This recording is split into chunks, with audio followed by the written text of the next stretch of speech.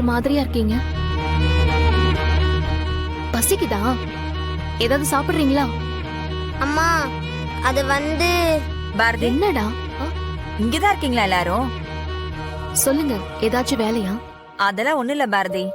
இன்னும் கொஞ்ச நேரத்துல உப்பு மாத்திர சடங்கு நடக்க போகுது. ராஜேஸ்வரி பாட்டி, ஒன்ன பாட்டி எல்லாரையும் கூட்டிட்டு வர சொன்னாங்க. அத சொல்றதுக்காக தான் வந்தேன். சரி, நீங்க போங்க, நான் வரேன். சரி, சீக்கிரம் வந்துரு பாரதி. பாட்டி வாங்க போலாம். பாரதி, அவங்க எதையும் பண்ணிட்டு போட்டோம். நாம எதுக்கு அங்க அனாவசியமா போயிட்டு? பாட்டி வர சொல்லிருக்காங்க, வாங்க போவோம். ஆதித்யா, தமிழ் வாங்க.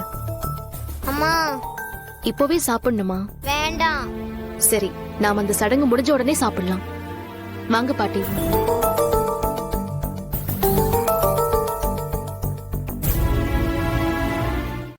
ஒரு நிமிஷம் இருங்க. உப்பு மாத்திக்கிறதுக்கு முன்னாடி மாப்பிள்ளை கிட்ட நான் ஒரு விஷயத்த சொல்லணும்.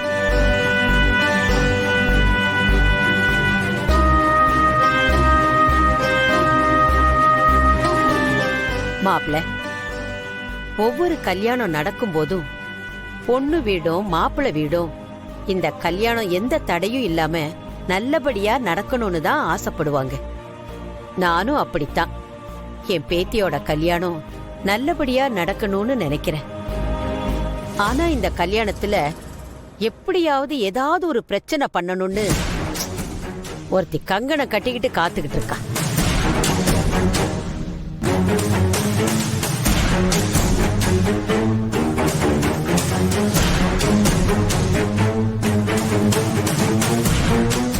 தவக்கல, இந்த அம்மா எதுக்கு தேவையில்லாம இத்தனை பேர் முன்னாடி பாரதி எதுக்கு வம்பு கெடுக்கிறாங்க?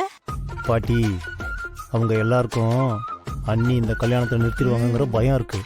அதனாலதான் ஏதாவது ஒரு கோக்குமாக்கு வேலை பார்க்க போறாங்கன்னு நினைக்கிறேன். இனிமே இந்த விஷயத்துல நீங்களும் நானும் பேசுறதுக்கு எதுவுமே இல்லை பாட்டி. அது நடக்க வேண்டிய நேரத்துல கரெக்டா நடக்கும். நம்ம வேடிக்கை பார்க்கறதோட மட்டும் நிறுத்திக்க வேண்டியதுதான். பாரதி, என்ன அப்படி பாக்குற? நான் உன்னை பத்தி தான் சொல்லிக்கிட்டு இருக்கேன். என் பேத்தி மித்ரா ஆதிக்கு பொருத்தமானவ இல்ல, அவ நல்லவளும் கிடையாது. அத நிரூபிச்சு காட்டுறேன்னு நீ என்கிட்ட சொல்லி இருக்க. ஆனா இப்ப வரைக்கும் அது சம்பந்தமான எந்த ஆதாரத்தையும் நீ கொடுக்கல. இதுக்கப்புறமும் நீ ஆதாரத்தை கொடுக்க போறேங்கிற நம்பிக்கை எனக்கு இல்ல. ஏன்னா உன்கிட்ட எந்த ஆதாரமும் இல்ல. இந்த கல்யாணத்தை எப்படியாவது தடுத்து நிறுத்தணும்னு நீயும் பார்க்காத வேலையெல்லாம் பாக்குற. என் பேத்தி மித்ரா மேல பழிய போட்டு இந்த கல்யாணத்தை தடுத்து நிறுத்தலான்னு நினைக்கிற. அது உன் கனவுல கூட நடக்காது. எப்படியும் நாளைக்கு காலையில என் பேத்தி கல்யாணம் நடக்கத்தான் போகுது. கல்யாணம் முடிஞ்ச கையோட என் பேத்தி கால்ல விழுந்து மன்னிப்பு கேட்டு இந்த மண்டபத்தை விட்டு உன் குடும்பத்தோட நீ வெளியே போகத்தான் போற. அத நாங்க எல்லாரும் பார்க்க தான் போறோம்.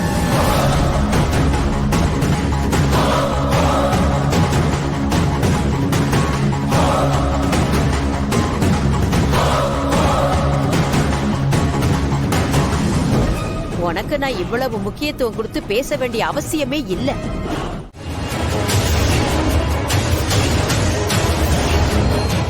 அதுவே எந்த ஆதாரமும் கிடைக்காத பட்சத்துல மித்ராவுக்கு எனக்கும் கல்யாணம் நடக்கும். இது சத்தியம் பாட்டி.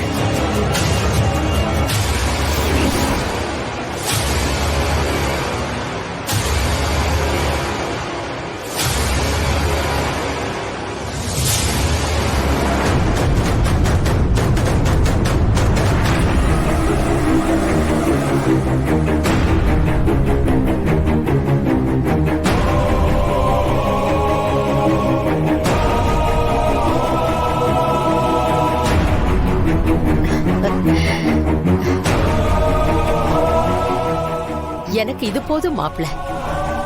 இந்த கல்யாணம் கண்டிப்பா நடக்குங்கிற நம்பிக்கை எனக்கு வந்துருச்சு.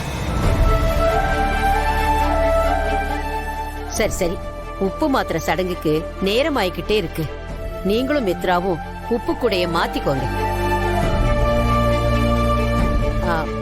மீனா, நீ உப்பு கூடைய எடுத்து மித்ரா கையில கொடு.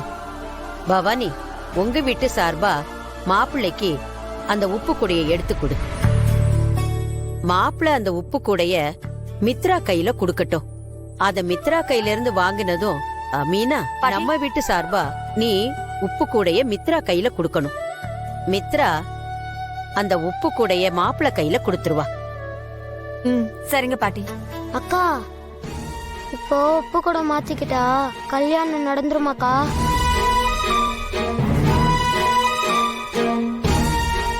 ஐயோ, என்னக்கா இப்படி சொல்ற?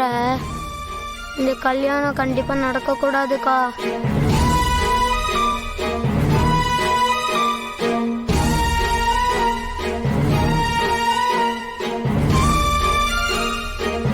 சாமி கிட்ட வேண்டிக்கலாம்னு சொல்றியாக்கா? சரிக்கா. சாமி, உப்பு கூட மாத்திக்க கூடாது. இந்த கல்யாணம் நடக்கவே கூடாது. எப்படியாவது நிறுத்து ப்ளீஸ். இது கண்டிப்பா நடக்க கூடாது கடவுளே.